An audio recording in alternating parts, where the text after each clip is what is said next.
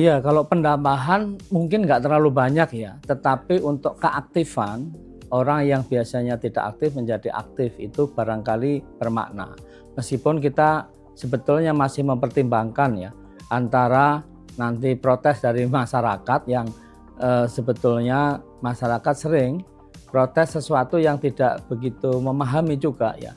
Kenapa? Karena sebetulnya ini tidak saja berbasis pada Kepres nomor 1 tahun 2022 tentang optimalisasi program JKN di mana kurang lebih 30 kementerian lembaga termasuk kepolisian untuk bagaimana sesuai tugas fungsi pokoknya memperkuat kepesertaan dan juga program JKN KIS ini. Gitu. Tetapi kita ketahui di dalam undang-undang ini sifatnya wajib. Nah, wajib tetapi kan belum semuanya. Nah, biasanya masyarakat kita yang sudah ikut itu kadang-kadang merasa capek atau lupa atau bagaimana kewajibannya tidak jalankan. Nah, salah satunya dengan katakanlah kewajiban publik atau pelayanan publik termasuk SIM ya, itu dilakukan. Tetapi tentu tidak hanya itu ya, dengan umroh, dengan dulu beli fasilitas ataupun tanah dan rumah ya, itu ditanyain gitu. Dan sekarang ngecek kepesertaan itu gampang sekali ya, dengan download mobile JKN tidak sampai 3 menit udah tahu dia peserta bukan, aktif bukan. Iya, memang masyarakat kita sering mengeluh ya, yang mengucapkan terima kasih ya ada tapi tidak terlalu banyak, tidak sebanding dengan keluhan ya. Nanti Anda pasti menanyakan kasus yang mengeluh menunggu 6 jam atau apa yang sebetulnya tidak bisa digeneralisir seperti itu karena realitasnya secara umum tidak seperti itu.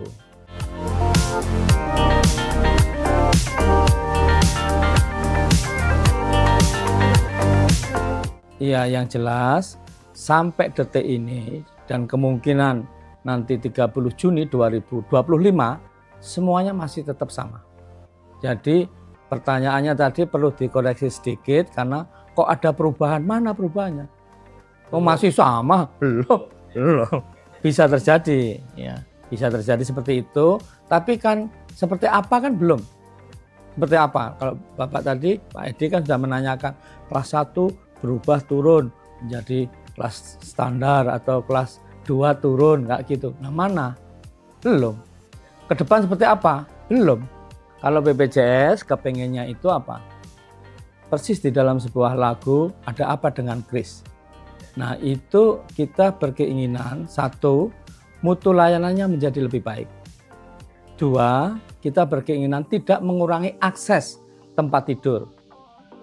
Ya, kalau mutu layanan lebih bagus itu bukan berarti kelas 1 terus turun, bukan gitu. Yang ketiga, tentu kita berkeinginan standarisasi karena standarisasi kelas ya. Karena sekarang belum ada standar, itu belum ada. Contoh, kelas 3 seperti apa sekarang ini. Nah, kalau kita ada standarnya itu 12 kriteria. Nah, lalu ada standarisasi. Kelas 2 seperti apa, kelas 1 seperti apa, VIP seperti apa, kayak gitu.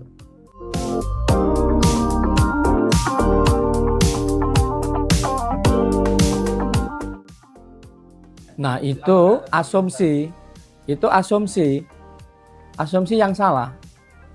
Kenapa? Loh, kok ada kelas 1 terus memang menjadi kelas 3 atau menjadi VIP? Kan belum. Loh, kok Anda sudah bilang mana dikompensasi? Apanya dikompensasi? Kebijakannya aja belum. Seandainya, kalau seandainya kita juga seandainya. Jangan daripada pusing seandainya. Tunggu tanggal mainnya. Perubahan itu seperti apa kan belum. Seakan-akan Pak Edi sudah tahu dan teman-teman pendengar. Kan belum tahu. Kalau di dalam lagu yang nanti bisa di-download di YouTube ya, itu jelas standarisasi. Artinya apa? Yang belum ada standarnya, jadi ada standarnya. Standar kelas 3 itu ada, mohon maaf ya, sekarang ada yang 7 bed, 4 bed dalam satu kamar. Lalu digiring menjadi 4 bed maksimum, seperti itu. Tapi kalau satu ruangan satu kan boleh aja. Nah Bapak yang tadi kelas 1 berapa? Kan 1, ini 1 kan nggak ada masalah. Masalahnya di mana? Karena sudah punya persepsi sendiri yang belum gitu.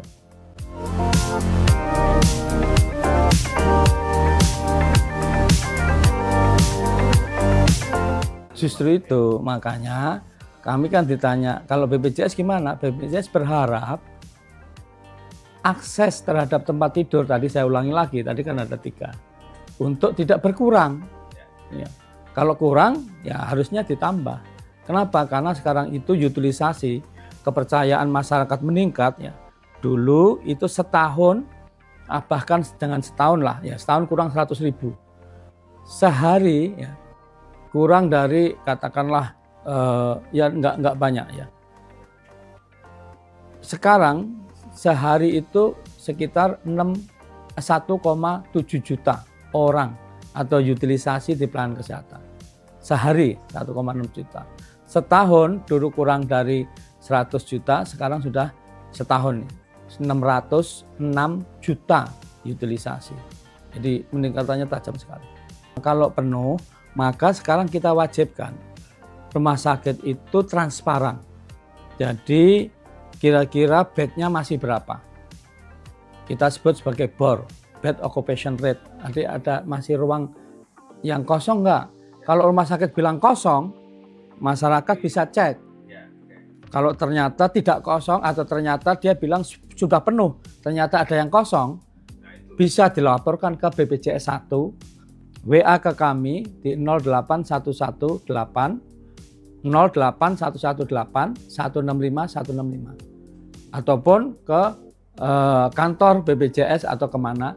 Yang gampang di setiap rumah sakit itu di tempat yang sangat strategis itu kami bisa pasang di situ untuk bisa menghubungi BPJS 1 yang siap membantu. Tidak hanya online, orangnya sering ada juga ya, tapi tidak selalu, tetapi yang jelas bisa dihubungi. Nah, masyarakat banyak yang belum tahu bahwa di rumah sakit ada BPJS 1 yang siap membantu. Maka mereka bingungi sendiri. Nah, ini maka dengan VOA ini kita sangat berterima kasih untuk bisa menyampaikan, mengkomunikasikan kepada siapa yang memang ya harusnya tahu gitu.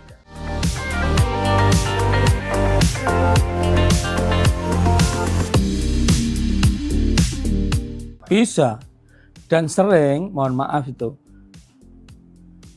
itu bukan tanggung jawab dan kewajiban dari BPJS. Contohnya apamanya dia kok rumah sakitnya jauh sekali. Nah, BPJS nggak pernah bangun rumah sakit, aksesnya jauh gitu. Terus dia ini yang sering tuh orang ngeluhnya salah alamat. Itu kok dokternya kosong, nggak ada. Nah, BPJS nggak pernah menempatkan dokter. Bukan BPJS. Obat kosong segala macam.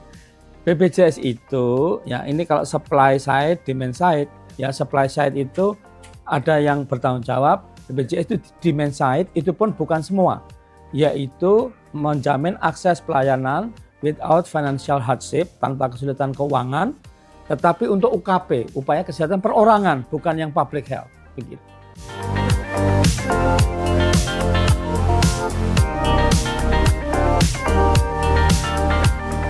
Ada, tapi saya mau sampaikan persepsi yang pertama salah. Kenapa salah?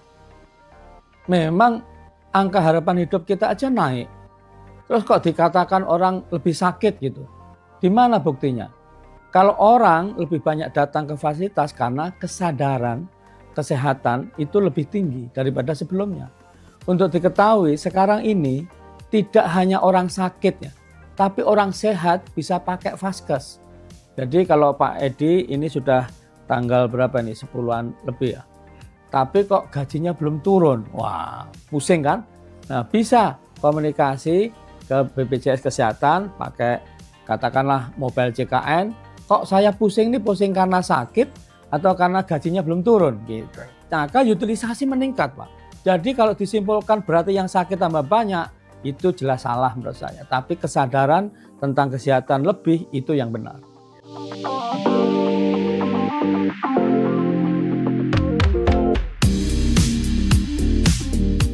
Jelas sekali beberapa negara ya, negara tetangga kita contohnya, heran, kok BPJS itu bisa melakukan promosi prevensi, contoh screening dengan baik ya. Meskipun belum sempurna, tapi lebih baik dan jalan. Contohnya apa? Pak Edi mungkin juga para penonton dan viewer semuanya, itu bisa akses namanya riwayat screening, riwayat kesehatan di mobile JKN. Menjawab sekitar 47 atau 44 pertanyaan. Di situ nanti tahu, ya, disampaikan apakah Anda berisiko kecil, risiko sedang, risiko tinggi gitu untuk berbagai penyakit. Antara lain katakanlah kanker tadi, hipertensi, diabetes mellitus. Jadi itu sangat efektif dan murah. Kenapa? Tinggal jawab pertanyaan. Sekarang sudah ada sekitar 39 juta orang yang memanfaatkan screening itu. Itu. Yang jelas itu dengan transformasi digital gitu. Yang jelas. Nah, dari situ kalau umpamanya kita kecenderungan sakit DM, nanti disarankan untuk periksa ke dokter fasilitas tingkat pertama atau FKTP, mengecek apakah gula darah itu terlalu tinggi apa tidak dan lain sebagainya. Gitu. Jadi canggih sebetulnya, cuman belum diketahui aja. Kita sudah sangat gencar Pak, tetapi kan tidak cukup ya dengan kita sosialisasi dengan banyak cara ya, tetapi literasi kita ya, terhadap satu kesehatan, dua terhadap digital itu belum semuanya. Masyarakat kita seperti itu.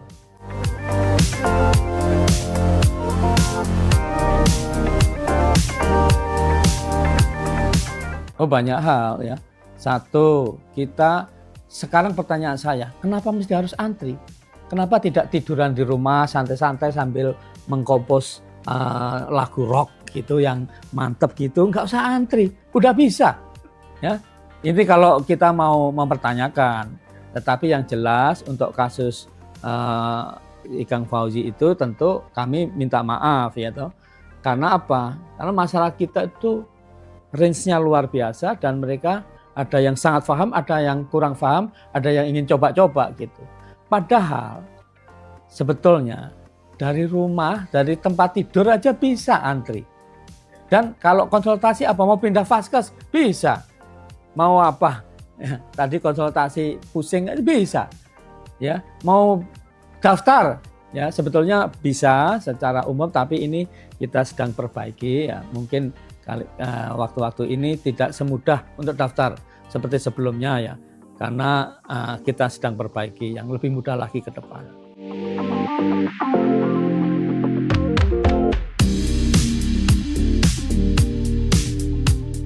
Jelas, makanya karena banyak yang belum tahu, tolong itu bisa di-download lagu belum tahu. Ya, lagu belum tahu. Kenapa? Karena disitulah dijelaskan bahwa apa? Bahwa persepsi masih banyak yang keliru. Kalau BPJS sebetulnya sudah maju. Dikira ini untuk kelompok tertentu, mereka yang tidak mampu. Padahal sistemnya sudah menyatu dan lain sebagainya. Aduh, banyak lah gitu. Banyak belum tahu kalau di rumah sakit ada BPJS 1 yang siap membantu.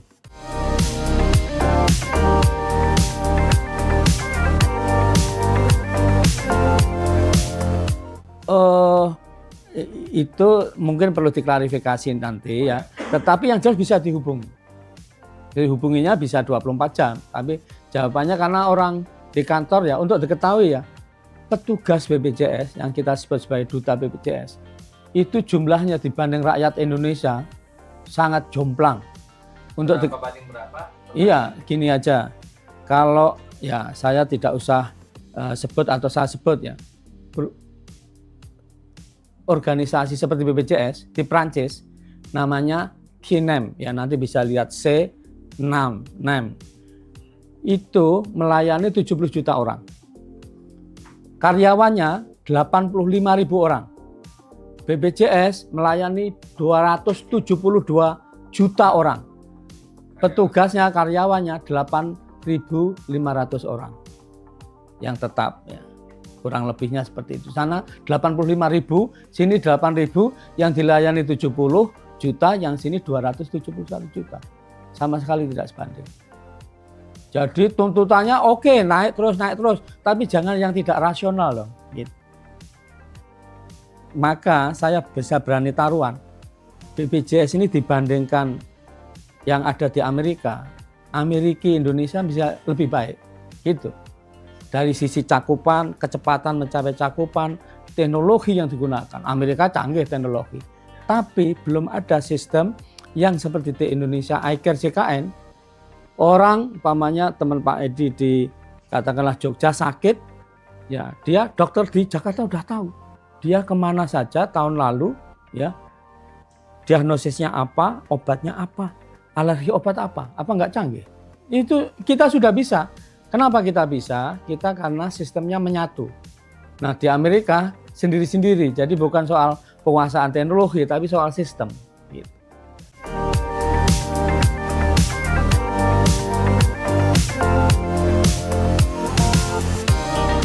Jadi yang mentargetkan itu RPJMN, ya.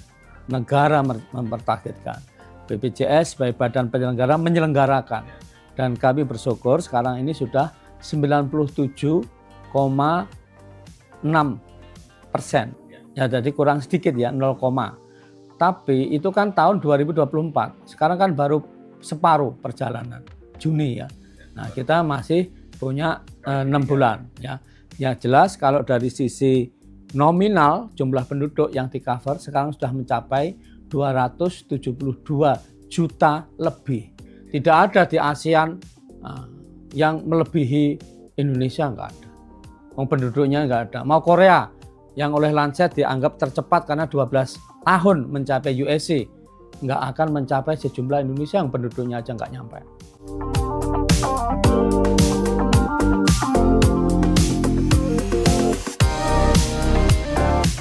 Yang aktif sebagian besar aktif. Yang tidak aktif itu justru sebagian kecil. Kita ada sosialisasi, kerjasama, ada wawancara, kemudian kita ada namanya pesiar. Pesiar itu kita di tingkat desa, bayangkan tingkat desa. Pesiar, petakan, sisir, lalu advokasi dan registrasi. Untuk dia bisa cek aktif apa tidak. Tolong masyarakat ngecek. Kadang-kadang dia tidak aktif tapi nggak tahu gitu. Apalagi yang dulunya dibayari oleh pemerintah. Padahal pemerintah sudah nganggap ini nggak masuk lagi di TKS atau data terpadu ya kesejahteraan sosial. Nah itu dia dianggap sudah lebih kaya ya. Meskipun belum terlalu kaya tapi lebih kaya daripada sebelumnya, nggak masuk lagi artinya kalau dia nggak bayar nggak aktif. Nah ini ada yang nggak tahu gitu.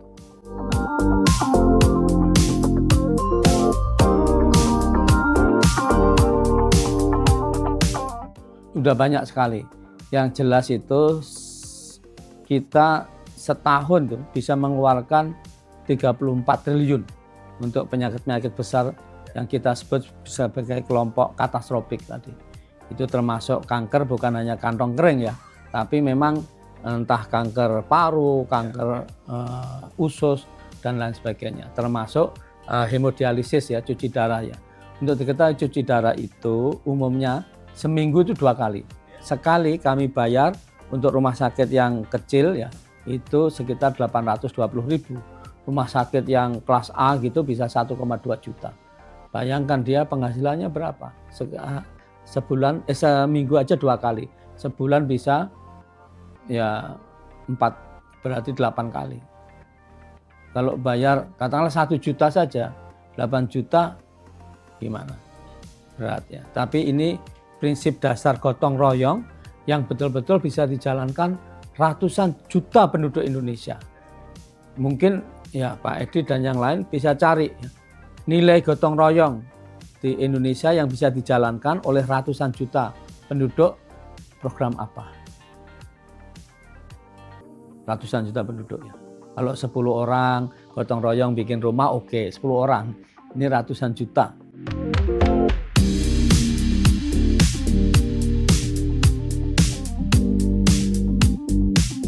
Hampir tidak ada. Kalau ada, tolong saya kasih tahu di mana.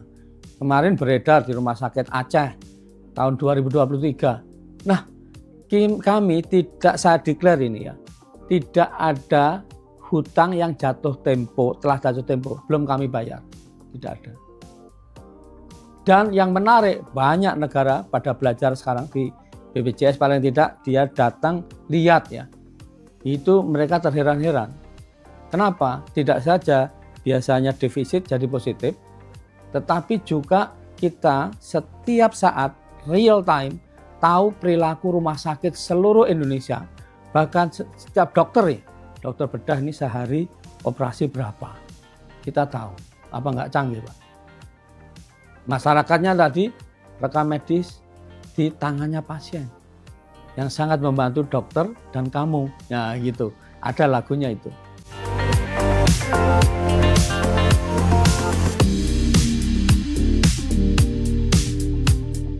Kita bersama-sama dan BPJS atau program JKN KIS ini milik kita bersama. Harus kita jaga, kita pertahankan bersama, sudah bagus. Jangan dirubah-rubah yang nggak jelas ya. Apalagi perubahannya mendasar hanya karena nggak jelas ya, karena nggak tahu, jangan sampai seperti itu.